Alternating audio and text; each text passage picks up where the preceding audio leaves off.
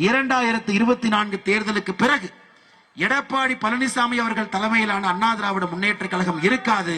அந்த தொண்டர்கள் எல்லாம் அண்ணன் டிடிவி தினகரன் அவர்கள் பின்பு அணிவகுத்து நிற்க போகின்றார்கள். அது ஜூன் 4ஆம் தேதிக்கு பிறகு அது நடக்கத்தான் போகுது.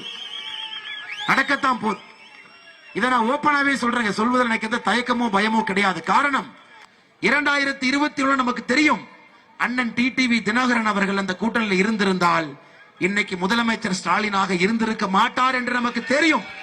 அப்படி இருந்தும் கூட மக்கள் செல்வாக்கு டிடிவி அவர்களுக்கு இருக்கிறது என்கின்ற ஒரே காரணத்திற்காக வெளியே நிறுத்தப்பட்டார். அன்பு சகோதர சகோதரிகள், அதனால்தான் உறுதியாக திரும்ப நான் சொல்லுகின்றேன், 2024 ஜூன் 4ஆம் தேதிக்கு பிறகு அனைத்து இந்திய அண்ணா திராவிட முன்னேற்ற கழகம் எந்த உண்மையான தலைவர் கைக்கு வர வேண்டுமோ அந்த உண்மையான தலைவருடைய கைக்கு அது வரத்தான் போகிறது. அதுவரை கத்தலாம், கூச்சல் போடலாம், முன்னாள் அமைச்சர்கள் 10 பேர்த்த வச்சுக்கிட்டு பிரஸ் மீட் போட்டு திட்டலாம். ஆனா தொண்டர்கள் தெளிவாக இருக்கின்றார்கள்.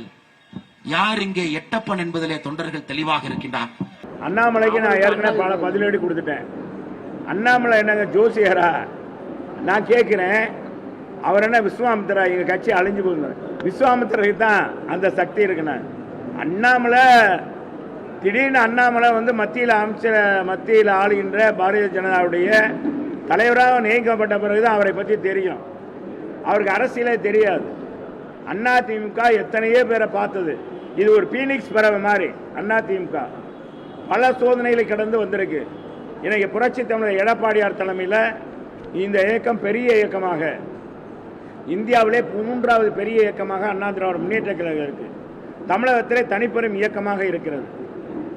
அண்ணாமலை கூற்று என்பது வேடிக்கையானது, நகைச்சுவையானது. அவர் இன்னைக்கு நகைச்சுவையாக மாறிவிட்டார். அவருக்கு தோல்வி பயம் கோயம்புத்தூர்ல. எனவே அந்த தோல்வி பயத்தை மறைக்கிறதுக்காக இது மாதிரிலாம் பேசி பார்க்கிறார். இந்த அண்ணாமலை சூப்பர் ஸ்டாரும் கிடையாது. இது சும்மா சுச்சிப்பி. இதெல்லாம் ஒண்ணு இது இல்லை.